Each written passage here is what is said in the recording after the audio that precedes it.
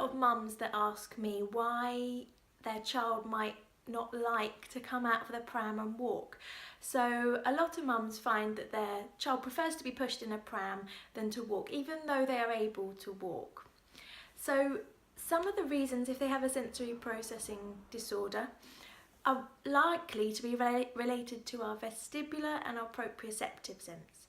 So when we're walking, we're stimulating both of those senses a lot. So when we walk, we get lots of information from our proprioceptive sense, so feedback from our joints and muscles to tell us where we are, but also lots of vestibular sensations because we're moving and we're aware of where our body is, so the gravity when our feet move forwards. Now, some people, when they're walking, that can then be too much. So it might be that they become overwhelmed with those sensations, that they prefer to be in the pram to reduce those sensations. It might also be that maybe they don't feel confident walking.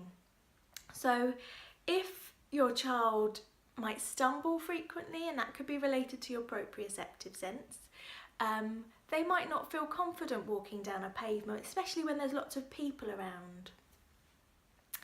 Another reason, however, why children might prefer to be in a pram and be pushed rather than walking is they can control their visual processing as well better.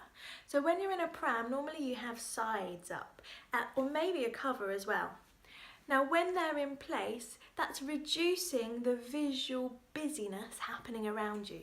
So if someone's hypersensitive to visual information and they're sitting in the pram, they're helping to reduce that, so therefore it's calming down their visual sense. Whereas when they're walking, they can be bombarded by all of the visual information around them, whether that's people, traffic, trees, everything. So there's a few reasons why some children might prefer to stay in a pram with a sensory processing difficulty, and those are just a couple of them.